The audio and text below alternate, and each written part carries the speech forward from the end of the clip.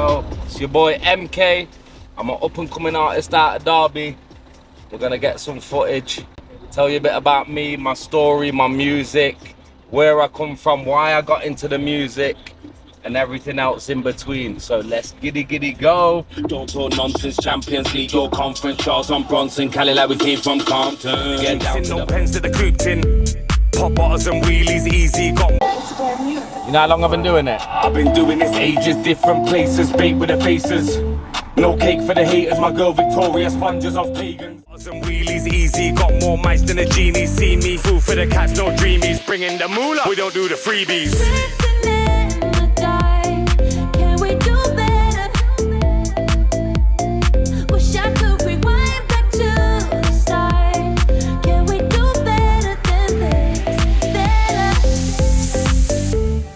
Better than this, do better than this, do better than this. MK back on that veteran shit, that veteran shit, that veteran. Thank you for coming today and joining me. What's your name and where are you from? My name's MK. I'm from Derby, music artist. Lived in Africa for 3 years, been back recently, been back there to play football as well. But as of now, I'm a rapper, it's the music, I'm up and coming. And yeah, that's about it really. How long have you been doing music for? Okay, now, since I can remember, first started, in fact, I moved to Ghana when I was 12.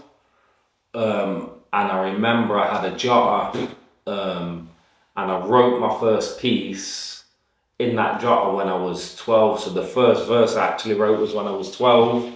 But before that, what made me realise, I'm kind of talented here was when I was in primary school. I went to Allington Primary School's area in Derby, council estate and whatever.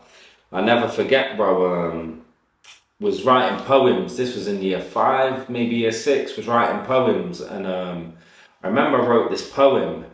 In fact, I even remember, I'll never forget the poem. It was about apples.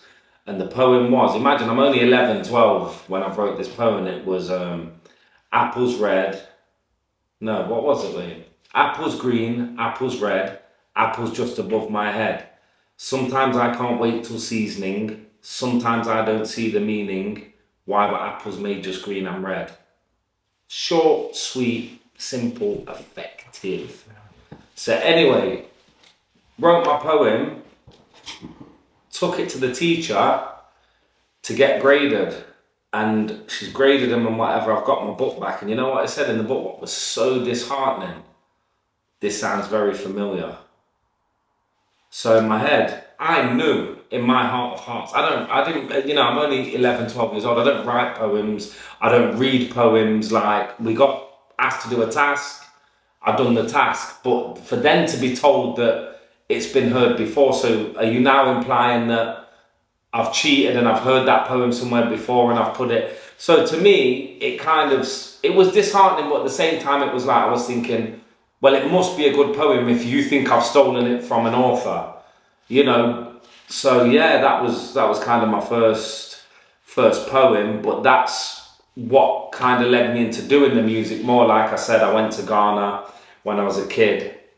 Wrote my first verse at 12 years old, so I'd say I've been doing music from 12 when I wrote my first verse. So I'm 34 now, I've just turned 34, so what's that, 30, do the maths, I'm not a mathematician, but yeah, over 20 years, 22 years ago I wrote my first verse, and I'm still up and coming really. I was working, I've worked all my life as well. It's only till recently I've quit my job 2 years ago to pursue my music full time, because I couldn't juggle doing music full time and working. It was one or the other, so I saved up enough money where I could quit my job for 3 years and then see how it went from there. And I'm still up and coming now, but I'm getting there and it's getting better, so yeah. You mentioned Ghana. Are you from Ghana or are you from UK? Well, both really. My mum's Irish but moved over here. My dad's Ghanaian, and when I was 12 I moved there to go to school unknowingly. I thought it was a holiday in the 6 weeks holidays. I just finished year 7 at St Benedict's Catholic School in Derby, which is crazy. You'll understand why soon enough. But so yeah, ended year 7. Mum turns around, oh, you're going on holiday to your dad in the 6 weeks holiday. You know, I'm buzzing and that, thinking, well, I'm going to Africa. Can't wait. I'd already been on holiday there when I was 8 for like 2-3 weeks, but I was only 8, couldn't really remember much. Remember a few bits and bobs. So yeah, I was looking forward to it. Do you know what I mean? I didn't meet my dad till I was like 5, maybe 6. So it was a bit nerve-wracking and that, knowing that, you know, I'm a bit older in secondary school, going on holiday over there for 6 weeks. But I thought, you know, let's get it. So flew over there, bro. And then within 2 weeks of being there, I was chilling at first, you know, on the beach, chilling and whatever else, you know, going to these mad jungle parks and elephants and tigers and whatever, seeing all that. And then 2 weeks after being there, Dad comes into my bedroom, and I'm like, yeah, you're right, son. Yeah, you start in summer school. So I'm like, oh, okay. And I've got a lot of respect for my dad, you know, I respect him highly. He's a very good man, and, you know, I love him to bits. So I don't question him. If Dad tells me something, I listen and, you know, just whatever. So I said, you go to summer school? So I'm like, yeah, calm, cool. Like, in my head, I'm thinking, oh, it's probably just to get me a bit more advanced when I get back and whatever else. I was like, yeah, cool. So I started this summer school, and then I'll never forget, at the end of summer school, in fact, you know what is crazy? So summer school, my teacher was called Mr. Ribeiro. School was called Soul Clinic International in Cantonments in Accra. And my teacher, Mr. Ribeiro, yeah, when we're through this whole summer school while I'm there, he's showing me, oh, remember this, remember that, memorize this, memorize that. So I was like, yeah, whatever. So I've memorized it all. And then at the end of summer school, I've sat a maths test and an English test. Anyway, I got 98% on one and 97% in the other. So I was quite impressed with that. But everything I'd done in this test was stuff Mr. Ribeiro had showed me. So I kind of thought, oh, so you've basically made me pass the test by showing me all this stuff. So long story short, I started school there in the next 2 weeks after finishing summer school and doing the test. Dad turns around to me and says, I'm sorry, son, but you're not going back to England. You're staying here. Your mum can't handle you. You're a handful for her. And I knew I was, but I never knew that was going to be the case. And I ended up being there for like 3 years, 3.5 years, something like that. And in the end from there, I actually ended up running away. So yeah, my dad kind of kidnapped me, told my mum I was never coming back. Had to go to the British Embassy, tell them. Then when I told them, they told me I was flying a couple of days later. Then I went to stay at my friend's house. Dad's wife turned up with the bodyguards, and yeah, I just made a run for it. I had to jump in a taxi and tell him to drive. But, you know, yeah, it was kind of crazy, I'm not going to lie, man. Like, schooling over there, I used to get caned at school, do you know what I mean? There's not many people over here in the UK, bro, that get caned at school and that. Used to get caned, 12 canes, 15 canes, 20 canes, and I'm talking shot with a bamboo cane. So yeah, man, that was Ghanaian school for you. So you mentioned the embassy. How did you get out? So it's a bit of a mad story. So what it was, my dad's a businessman, you know, so he used to travel, he used to go China, Dubai, Qatar, back here to England, all around the world, you know, because he's a businessman. So what I had to do is, and I was only 14, when he travelled once, I got expelled from school because I knew there was no way I could get to the embassy with being at school because of the times it had closed and open and whatever. So when he travelled, I got excluded from school. So when I then got excluded... On purpose? On purpose, yeah. So I had, my dad owned one of the biggest phone companies in West Africa at the time, called Mobile Phone People. And I had a Nokia N-Gage. I don't know if you remember the N-Gage. So I had it was that kind of shape, and you could play games and stuff on it. And I had kind of like a BTEC Siri that you could ask it questions and type in and give you answers and whatever. So I got it out in class and I knew what was going to happen. Obviously, do you know what I mean? So I've got it out playing with it and that. Teachers come give me a phone. No, put it in my pocket. Won't give it them. So then I got called to the my headmaster's office. Seen the headmaster, he's took the phone off me, rang my dad's wife. Yeah, you need to come pick him up because we can't have him. So yeah, I've been excluded, and then from there, after that, my dad was obviously still away, and my dad's wife has passed away now, God bless her soul, but she used to take me to the office every day because I'd sit in my dad's office and she'd make me study and read and whatever. So obviously I'd get hungry, I'd go in, oh auntie, I'm hungry, can I have some money to get food? She'd give me the money, but then instead of going to get food, I got a taxi to the embassy. So gone to the embassy the first day. I'll never forget, this was the 21st of December 2004. I've gone to the embassy, gone in there, said, listen, I'm a British citizen. My dad's like kidnapped me. He's told my mum I'm not allowed to come back to the UK. He's keeping me, forget about me basically. They asked me who had custody. I'm only 14, so I'm presuming my mum because I've got her last name.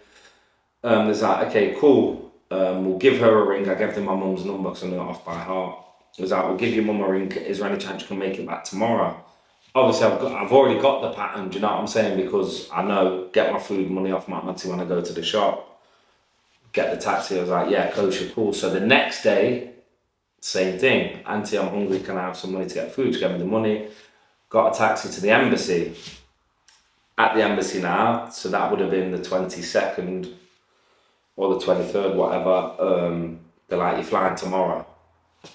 So I was like, are you serious? They're like, yeah, you're flying tomorrow. Will you be able to make it here for this time so we can get you to the airport and stuff? I was like, yeah, of course. But instead of going back to the office like I did the previous day, I went straight to my house, packed a suitcase, like my suitcase, and imagine this, bro, no word of a lie, the whole 3 years I was there, my clothes didn't leave my suitcase. Like, didn't leave the suitcase, you know what I mean? I'm living out my suitcase for 3.5 years. Because in my head, I'm like, I don't want to be here, like, this isn't me, whatever. So I've gone back, I've just closed the suitcase, zipped it up, gone.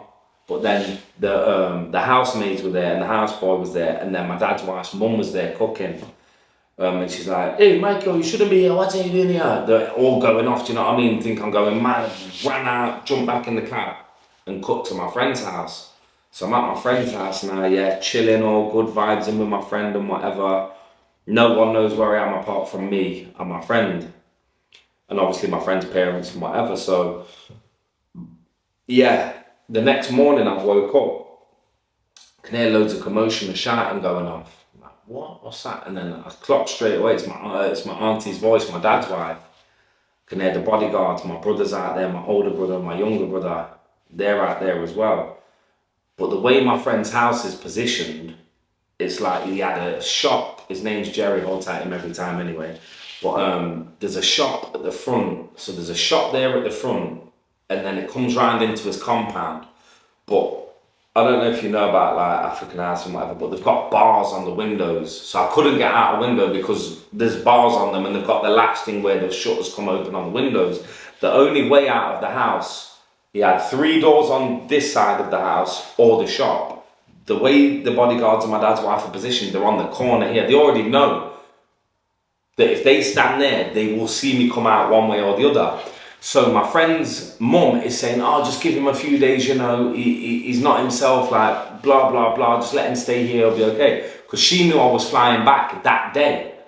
But obviously she's not going to say to my dad's wife. So anyway, I just thought, you know what, I turned around to my friend and said, Jerry, man, I got to go, it's now or never, bro, like, you know what I mean, I got to go.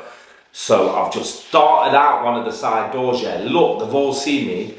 I've took a left out the back of his house, like, but where we lived, it's kind of Gaza, do you know what I mean? It's bare sandy roads and like clay houses and tin roofs and that, you know what I mean? I'm running through, bro, imagine. Over there, they call me Old Bruni, that's a white guy. Even though I'm not, if you're not black, you're white, do you know what I mean? If you're mixed race, you're white. So they're all, hey, run here. And I'm running. Everyone's shouting there, chasing me. Got onto the main road, bro. Luckily, there was a cab just there. I'm saying, stop. Cab stopped, bro. Jumped in the cab. Drive. It's like out of film, bro. You won't believe it. And then the cab just got off, took me to the embassy, gone to the airport, do you know what I mean? And then I'm still in the airport, bro, looking around, shocked, waiting. Where are they? They're coming to get me. It was just so surreal. And then, I just flew back here. And then I started, in year 10, I started Murray Park in Mickleover after coming back, and then finished school in there, bro. So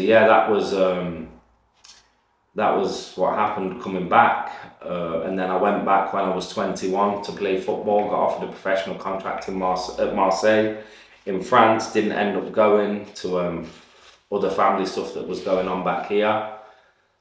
And then I went back again last year to shoot a music video, and I ended up in a prison / mental institute, bro, that was kind of mad as well, so yeah.